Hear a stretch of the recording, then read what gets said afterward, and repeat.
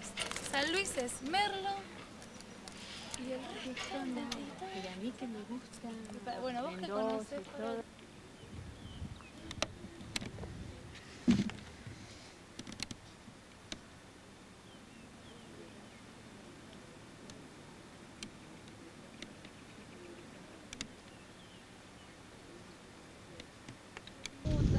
Trabajando, o si no, personas con casacas verdes, es como la policía, pero no puede actuar. Nosotros estuvimos de domingo con Oscar y esto no pasaba.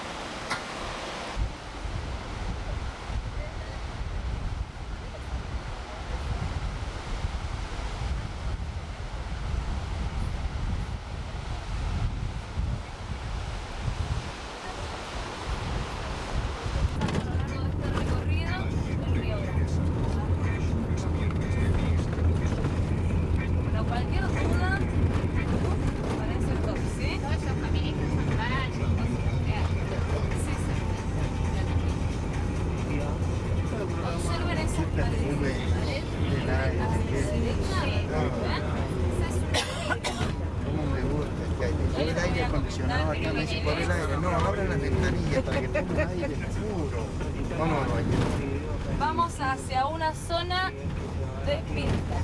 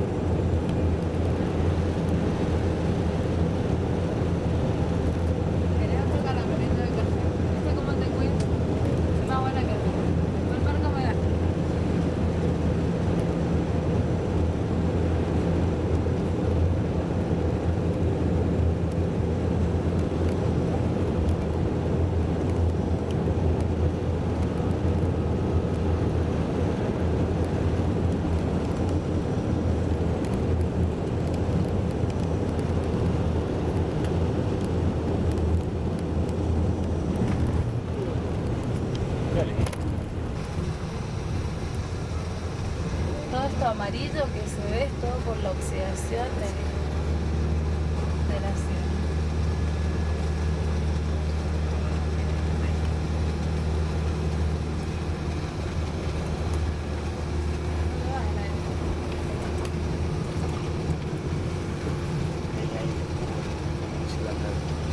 Vamos a hacer el aire puro. Vamos a hacer aire puro, vamos a hacer una mega universidad, un mega estadio. ¿Ah, Julia, vos te reís para esto? ¿No has visto el estadio en la punta? No. Es mega. Tampoco fui dentro de la ciudad de shopping donde están los cines. Ah, sí, es muy pequeño, o sea, es un patio de comidas de un shopping común, sí.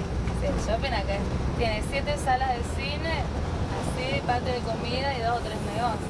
Lo que pasa es que la población de San Luis no da para hacer un gran shopping, claro. no, convengamos que no. Pero entonces no sé para qué sacaron a los cines, al cine Roma. Claro, sacaron al cine Roma que estaba sobre la calle y al...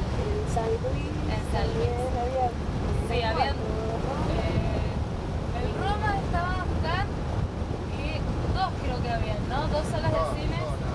Roma y el otro, ¿cómo se llamaba? ¿Te acordás? El cine San Luis. El cine San Luis tiene que ser. Que ahora son salones para... Uno es que hay una iglesia... Golden. El Golden, sí, Claro. allí estaba el curso. ¿Qué? ¿Hay stripper? Sí, ahí en el Es el Golden. casino. Qué grande. El casino. Ah, bueno. Hay espectáculos, sí.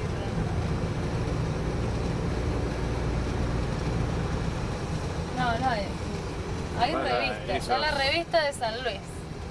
Tienen que ir a ver Ah, a la amiga personal de Oscar, Marisa Bali.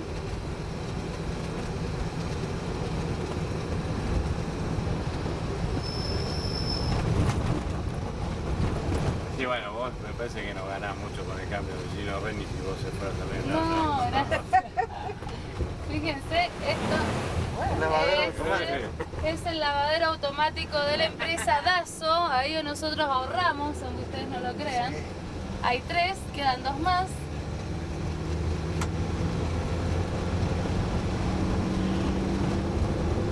No, te digo que el cambio no me favorece Gina Reni. No. Modo esperanza, no, gracias.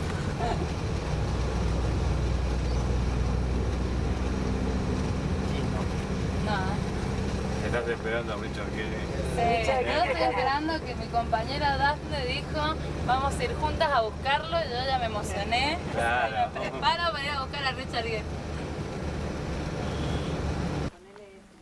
¿Qué pasa? Anteriormente los autos llegaban hasta arriba y no lo cuidaban. Es una lástima. Por ahí vos viste que está todo tapado. Nosotros entramos al fondo en el 92. Peleando.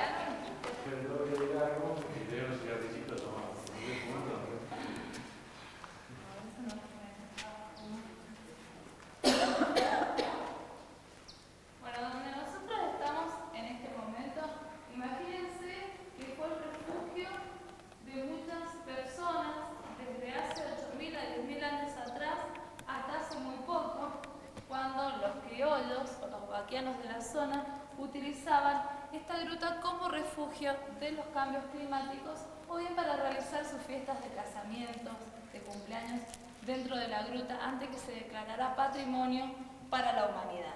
¿Por qué patrimonio para la humanidad? Porque acá, desde acá puede que hayamos nacido mucha parte de nuestra cultura, la mayor parte de nuestra cultura, como argentinos, como americanos, desde esta cueva que ustedes ven tan simple, esta gran burbuja dentro de las sierras.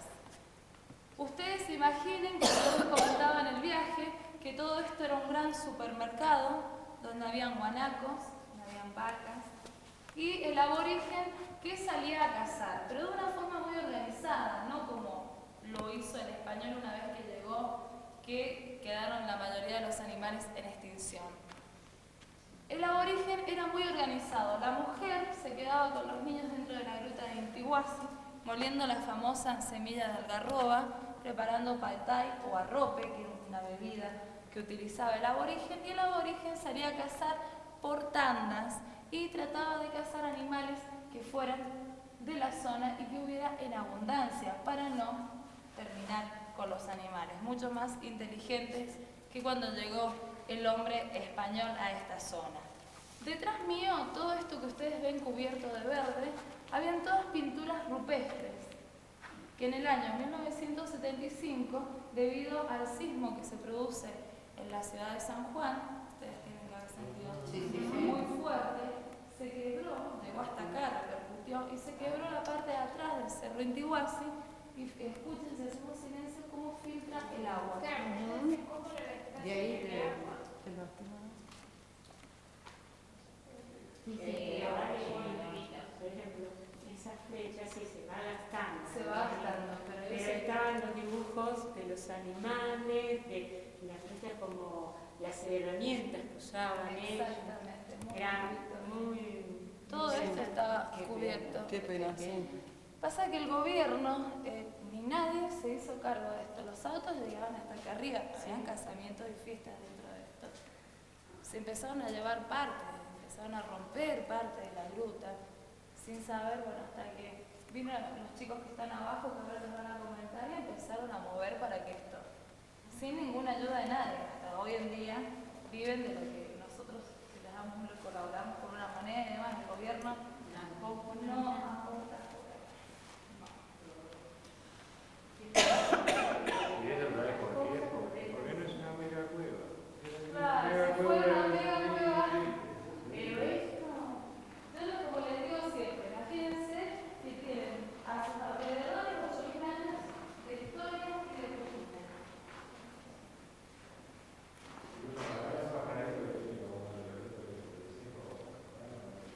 ¿Es el que estaba por ahí? Una negrita. A ver, no te creo.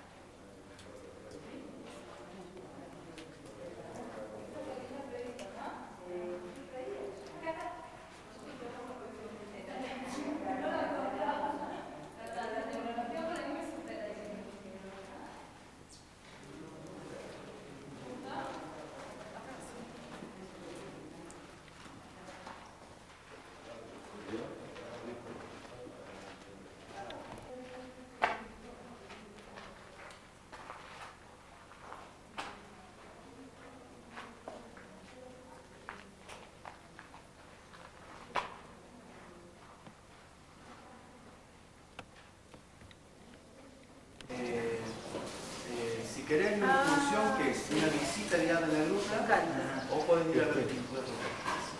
Ahora, por ejemplo, Walter va a salir, tu compañero te cobra 10 pesos por vehículo. Dice Casa del Sol. Van a un lugar acá cerca que se llama Casa del Sol. Está a sus 5 kilómetros. Y ahí se Hermoso. encuentra el Hola. Y si vos querés, podemos ir ahora, eso es ahora.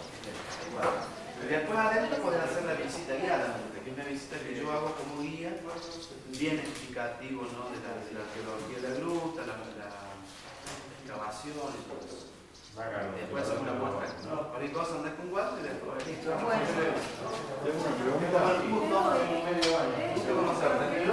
Bueno, yo hace 10 años presenté un proyectito que es la preservación del sitio arqueológico. ¿Sí? En aquel momento éramos estudiantes de la carrera y se nos ocurrió, ya no sé por qué, en aquel momento, pararnos en la entrada y ofrecer la información turística, ya que en realidad el motivo fue que los autos antes entraban a la gruta, ¿sí? Y ustedes se encontraban no con un panorama como hoy, que pudieron seguramente charlar tranquilo, sino que de lo bien que estaba entraba un loco en auto, bajaba mesas, sillas, asado, fiesta, música, fútbol, lavaban pañales, rayaban, pintaban.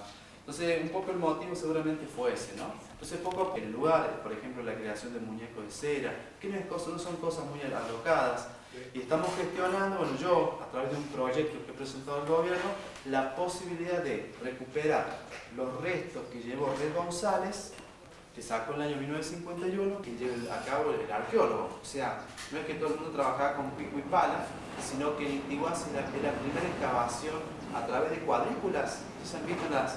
¿Sí? Es la primera excavación a través de cuadrículas y por capitas. Entonces eso le va a permitir a él armar el rompecabezas de la gruta. ¿Sí? Esa es un poco la importancia que tiene. Intihuasi es la casa natural, el hotel 10 estrellas que ustedes hubieran encontrado en aquel tiempo.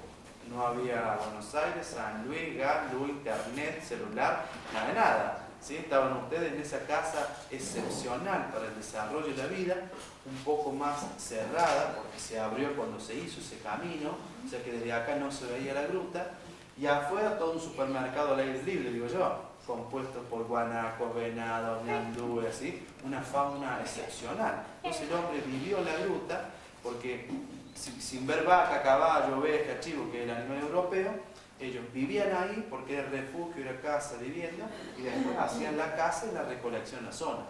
Tampoco es que iban y volvían, ¿sí? Sino que les demandaba muchísimo tiempo. Pero lo importante es que en Intihuasi el hombre vivió de esa forma por lo menos durante 6.000 años, cazando y recolectando. ¿Se entiende? Vieron que cuando vamos a la escuela, paleolítico, neolítico, sedentario, nómada, iniciamos el bárbaro, y la edad del hierro, la edad del inicial, y después te olvidas todo. Yo trabajo en arqueología en superficie, todos estos restos los he ido encontrando yo a lo largo del tiempo, y en mi casa tengo una muestra muy interesante, porque está mi idea fija de crear un museo de sitio con cosas de arte. Entonces, acá hablamos del año 0 para atrás, en un periodo precerámico, donde ustedes hubieran sido, ¿qué? Cazadores, recolectores. Y del año 0 en adelante aparecen los primeros agrícolas, los que domestican las plantas, los animales, aparece el famoso arco y flecha, ¿sí? Entonces son dos periodos que son bien fáciles de demarcar. Cazador-recolector y agrícola-ceramista. Por ejemplo, un agrícola va a ser ¿quién? El Comechingón, que es archiconocido en la zona, ¿sí? Que justamente cuando Rey González viene a Intihuasi, lo trataban de loco, que no podía ser, porque antes de los Comechingones no había existido nada. Y como él era de la línea de Ameguino, ¿sí? Él era de los contrarios, él acepta venir a Intihuasi, recién llegado de Estados Unidos en 1951, por eso es que él va a aplicar acá dentro las últimas técnicas de arqueología y va a crear la nueva etapa de investigación en la Argentina y en toda Sudamérica. O sea, cuando él hace el fechado, ese fechado le da 8.000 años, ¿sí? Ya no estaba tan loco como creían los demás, ¿sí? Entonces había descubierto a una cultura que se había caracterizado por hacer puntas de flecha de este tipo, como hojas de laurel, ¿ven? Chiquitas, de 6 centímetros a grandes que podían medir hasta 20 centímetros, pero siempre en esta forma, lanceoladas. Esta chiquita puede tener 4.000, 5.000 años como si nada, ¿sí? Y las más grandes, las de 20, 18 centímetros, eran las de 8.000 años. O sea, uno sí es chiquita, pero lo importante, mi idea es que la gente pueda tener sobre todo con los chicos. Yo trabajo el resto del año con los chicos y con escuelas. Y a veces vos podés hablar 3 horas y los chicos en 10 minutos te pierden la atención. Entonces lo importante a veces es que tengan esa vivencia, ¿sí? Lo más importante en Intihuasi es la cultura yampitín. Después las pinturas y las demás culturas que la poblaron pierden trascendencia, ya que la cultura yampitín es la primera cultura poblada, una de las primeras pobladoras del continente sudamericano. Y una de las bases principales que ustedes tuvieron en aquel tiempo fue la gruta, ¿sí? Era seca, más cerrada, arreglada con los cueros de los animales, calefaccionada con los fogones, que también servía para la cocción de los animales. Fue un sitio excepcional. Miren, es tan perfecta la disposición de los restos en la gruta, por el viento, el sedimento que la fue tapando, es tan perfecta que el arqueólogo puede llegar a una conclusión de que ellos vivieron siempre en la gruta. Ustedes hubieran vivido siempre en la gruta. ¿Viste? Pero no era normal, ¿no? Sí, se puede haber ido una semana, un mes, pero no un año. Porque ya en un año te das cuenta que faltan los restos arqueológicos. ¿Se entiende? O sea que es justamente para el arqueólogo el tesoro que busca un arqueólogo, ¿no? La disposición de los estratos que queden perfectamente, ¿no? Y bueno, de esas puntas, como referencia para que vean la cantidad de restos que había, en puntas únicamente 1.200. ¿Sí? La cantidad. Yo trabajo hace 10 años y tengo 15 puntas. ¿Sí? Ahí él trabajó 3 meses y sacó 1.200 puntas, una cosa de loco. Pero había más de 500 instrumentos diferentes. Y un hallazgo que hicimos nosotros, que fue un hallazgo importante, con mucha suerte, el azar, y por ahí yo también el lugar lo había subestimado, que saca cerca de 5 kilómetros, casa de piedra pintada, que es un lugar ya muy conocido en arqueología, es Comechingón, hay pinturas, ¿está bien? Ya había sido excavado por diferentes arqueólogos. Yo trabajo en superficie, eso quiere decir que no hago excavaciones, pero por ejemplo en esos lugares, todos estos días que llovió, es muy probable que vayamos y entres a mirar, y la suerte, la perseverancia, porque está todo el día mirando ahí, la ves.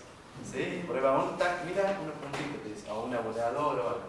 Entonces, Con mucha suerte fue un hallazgo que hicimos en el año 2001. Bueno, tenemos un amigo periodista ahí en el diario local que vino, hizo la fotografía, la filmación, salió publicado en el diario y después lo fechamos en el Museo de la Plata, ¿sí? Y la antigüedad de los restos es 1000 años, que para nosotros es nuevo y es como chingón, ¿está bien? Los dientes estaban completos y en la gruta, que era muy chiquita, estaban en posición de cuclillas, es un hombre y una mujer. El esqueleto completo, solo que yo expongo nada más que estos restos, lo demás está guardado, porque digamos que lo que más aguanta el tiempo son estas partes. Y lo curioso, no sé si observaron la frente, ¿ven cómo está? Eso es importante. Presenta una deformación artificial en el cráneo, ¿sí? O sea que es hecho a propósito. El cráneo en una persona, ¿en qué momento vos lo podés deformar? Cuando es muy chiquito. Entonces, seguramente en vida este hombre y esa mujer de tal vez 1,70 de altura, yo no le voy a decir cuánto tengo, pero este tenía por lo menos más de 1,70, ¿sí? No es tan difícil ser más alto que yo, pero uno a veces tiene la idea de que eran chiquitos, simiescos, y sin embargo medía por lo menos 1,75 de altura. ¿Y saben qué? Los restos que encuentra Res González adentro, que estaban ya en muy mal estado de conservación, digamos que cuando vos lo levantabas se deshacían completo, alcanza a rescatar un fémur y también dicen eran más de 1,70. Y los cráneos presentan esta deformación. En este caso, cuando era muy chiquito, se le puso un entablillado fuertemente apretado, solamente con un cuero, como las chicas usan para el pelo, para hacer gimnasia, algún deporte, una vincha, ¿sí? Súper apretada. Entonces el nene, a medida que él iba creciendo, el cráneo se iba deformando, ¿sí? Y eso era para jerarquizar, para diferenciar de los demás, era digamos como una élite, ¿sí? El Inca tenía otras deformaciones, que es en los temporales, en los costados, y el cráneo en vez de hacerse para atrás, se hacía todo para arriba, bien flaco así. Esto yo lo he visto en el Museo de la Plata, en Buenos Aires. He visto una vitrina con diferentes deformaciones. Y espectacular, ¿no? La deformación del Inca era todo hacia arriba, se llama tabular erecta. O sea que el cráneo se puede deformar. Vos pones Discovery Channel, acá no tenemos Discovery, no hay ninguno, pero bueno. Pero vos pones Discovery y salen los que se deforman las orejas, los cuellos de jirafa, los labios, ojos. ¿Está bien? Hoy las chicas se ponen aritas por todos lados. ¿Está todo bien? Digamos, o sea, vos decís, che, pero están locos aquellos de África, mira lo que se hace. Entonces vi uno, tenía un plato adentro. El labio, así, eso estaba ya. Y los cuellos, las chicas. Y los cuellos de jirafa. Y los japoneses que le achican la patita, ¿sí? Sí. A la princesita que. Oh, no cualquiera. Eso es el problema. El Inca y sus allegados, ¿sí? Sus súbditos, eran los únicos que tenían el honor de hacer las deformaciones. O sea que en vida estas dos personas fueron altas y seguramente integraban, llamémosle un jefe, un cacique, fueron interesantes, ¿no? Pero como chingones. Había cerámica, después si ustedes se acercan van a ver ahí, había restos de por ejemplo, cáscaras de huevo de ñandú, puntitas chiquitas de chingones, raspadores, cosas que identificaban los restos con la cultura de los comechingones. Y si no eran comechingones, tenían hábitos similares, ¿sí? Porque tampoco, uno no tiene que ser tampoco tan cerrado en esto, ¿sí? Hay pinturas en San Luis que tienen 2000 años de antigüedad. No son ni Ayampitín ni comechingones, chicos. ¿Quiénes son? Entonces, son culturas que han ido entrando al área, que han ido influenciando y que después tal vez, el comechingón, acuérdense que viene desde Córdoba. En San Luis no hay ninguna cultura nativa. El Huarpe, el Kayak, Antayentiac es del país del Puyum, ¿sí? Es del lado mendocino, sanjuanino. Que va a pasar un chiquito, pero apenas en el río desaguadero detrás de Quijadas, ¿sí? En todas esas partes va a ser pequeños campamentos, como los hornillos si habrán ido a Quijadas, ¿sí? Que hay unos hornillos, pero hasta ahí nomás, nada más. Y después en el norte entran los olongastas, que son primos hermanos de los leaguitas, los algarroberos de La Rioja, ¿sí? Y en el sur, más o menos de la autopista 7, en San Luis, hacia el sur, estaban primero los pampas, que caminaban, y después aparecen los araucanizados, pero Yanquel, Puelche, Pehuenche, ¿sí? Son toda la misma rama de los araucanizados. son de Buenos Aires, la parte de Bahía Blanca, toda la ruta 5, Villegas, un poquito más, toda la parte sur de Córdoba, San Luis, fue muy invadida siempre por los ranqueros, pero no tenemos culturas nativas. Y no hubo incas en San Luis. Si alguien vio el cartel azul de aquel que habla de los incas, no le hagan caso. Porque si no, yo hubiera encontrado oro, por ejemplo. Y Abraham estaba por acá, lo mejor, ¿sí? ¿Ustedes saben por qué Intihuatana se descubre tan tarde en arqueología? Ya estaba descubierto el Machu Picchu, bueno, ¿sí? Que es uno de los yacimientos más importantes descubiertos más tarde, en 1911. Porque usted era un arqueólogo y restaba importancia, ¿sí? a las sierras centrales. Como no se le daba más de 2000 años de antigüedad al hombre y no había influencia incaica, los arqueólogos directamente se iban al mundo andino. Porque en el mundo andino voy a encontrar desde piezas de alfarería espectaculares a piezas trabajadas en oro, en plata o piedras preciosas. ¿Sí? Lo dice Rey González en su libro, que también había otros intereses, ¿no? Encontré esas cosas. Entonces, por eso que las sierras centrales fueron un poco dejadas de lado, y recién en 1951 él comienza a trabajar en zonas como de Intihuasi, como en Ongamira, Córdoba, el Observatorio Astronómico, la Pampa de Orán en Córdoba, en toda esa parte. Pero cuando él logra descubrir de que el hombre tiene 8000 años y lo muestra en el mundo científico, ya los demás arqueólogos se empiezan a volcar para este lado, ¿sí? Nosotros hemos encontrado, como para terminar, yo sigo hablando y la guía me lleva. Hemos encontrado que una teoría que yo tengo, yo tuve la suerte de estar con Rey González, que es una persona mayor, que es una eminencia mundial en arqueología, pero que de todos los títulos, tal vez la sencillez que tiene es el más importante. Fue profesor en Harvard, director del Museo Etnográfico de la UBA en Filosofía y Letras, el de La Plata diversas ocasiones, representante por la Argentina en la UNESCO, estuvo en el China, en la Luna, en todos lados, ha estado por todos lados. Y él me decía que siempre hay que hablar con el a lo mejor, el quizá, el tal vez. Porque ustedes fueron a la gruta y no está el piso de piedra, ¿está bien? Entonces él hizo un sondeo. ¿Qué es un sondeo? Dice, bueno, entre todos vamos a trabajar un rato acá, vamos a hacer un pozo de 1 por 1 y le vamos a meter para abajo. Y entramos a llegar a 8 metros que hizo en la gruta y nunca encontró el plan que se llama acá en el campo, la base de la piedra. O sea que en la gruta aún quedan 8 metros más, ¿sí? Entonces, para mí, mi teoría, después de mucho tiempo en la zona, es que lo más antiguo en la parte humana sería lo Ayampitín. 8000 años, tal vez 10.000, porque las futuras investigaciones capaz que no han fechado de 10.000 y no sería un cambio. No sé otra cultura más antigua, diferente y más antigua, no creo. Pero a lo mejor son fragmentos de Diptodonte, el armadillo gigante, un Fiat 600, y para cómo se volcaba, quedaba pata para arriba y se morían. Entonces, acá cuando se lavan las barrancas, han ido apareciendo. Por datos de la gente del campo, no es que uno esté en todos lados, sino que uno trata de trabajar ¿con quién? Con el tipo que está todos los días detrás de la oveja, de la chiva. Si vos lográs... Tiempo, la base es la misma, pero toda la estructura se ha ido reconstruyendo.